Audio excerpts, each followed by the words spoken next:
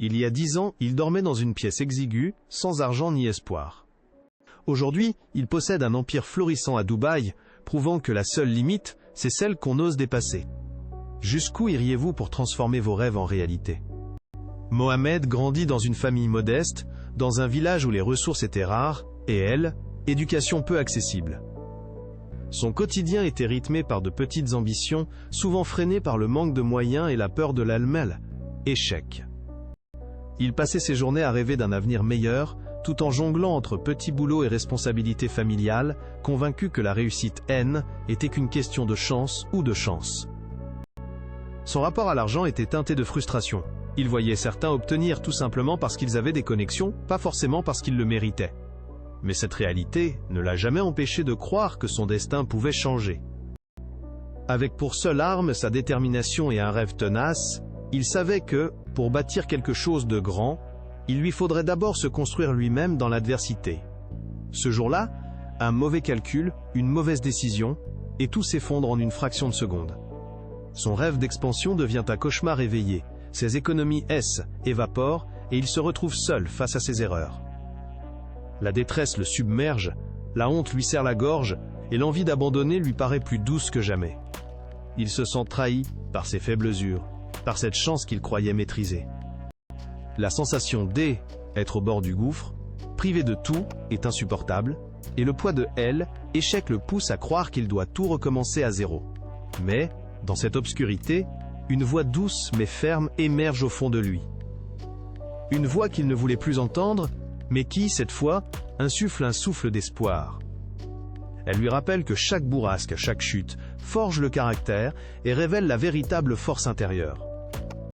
Que c'est dans la tempête qu'on apprend à se relever, plus fort, plus résilient. À cet instant précis, Mohamed comprend que cette faillite n'est pas la fin, mais un appel à se redéfinir, à puiser en lui une profondeur qu'il n'avait jamais explorée. La véritable transformation commence ici. Malgré cette volonté farouche, chaque pas vers la reconstruction devient un combat contre ses propres doutes.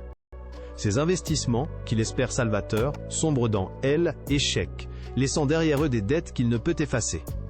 Chaque contrat manqué, chaque opportunité ratée, le rapproche un peu plus du gouffre, comme si le succès se dérobait au moment précis où il pensait l'approcher. La solitude devient pesante, épaissie par le poids des attentes qu'il peine à satisfaire, et la tentation de céder à des raccourcis, à l'argent facile, tente de s'immiscer comme une échappatoire rassurante à ses sacrifices. Mais Mohamed se rappelle alors de ses valeurs, de son rêve, et choisit de continuer à se battre, même lorsque le doute lui serre la gorge comme un étau.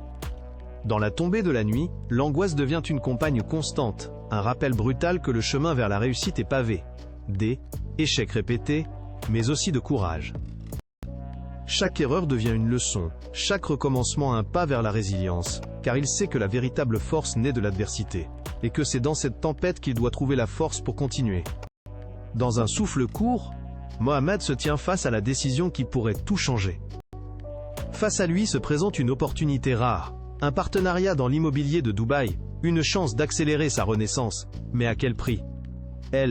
Évidence est là, claire comme le soleil dans le ciel de Dubaï, c'est un saut dans l'inconnu, une épreuve de foi. Tout ce qu'il a construit, tout le travail acharné, pourrait s'effondrer en un instant si le projet tourne mal. Sa main tremble légèrement, son esprit lutte contre la peur, contre le doute qui le serre au creux de son ventre. Et pourtant, au plus profond de lui, une voix résonne, forte et claire. C'est lui, celle qui l'a nourri dans l'ombre, dans la douleur, quand tout semblait perdu. Il se souvient de toutes ces nuits d'insomnie, de ses sacrifices silencieux, de cette petite voix qui lui disait qu'il ne devait pas abandonner. Aujourd'hui, ce n'est pas la peur qui doit le dominer, mais la force qu'il a forgée à feu doux. C'est maintenant ou jamais. Il ferme les yeux, respire profondément, et avec une décision ferme, il se lance.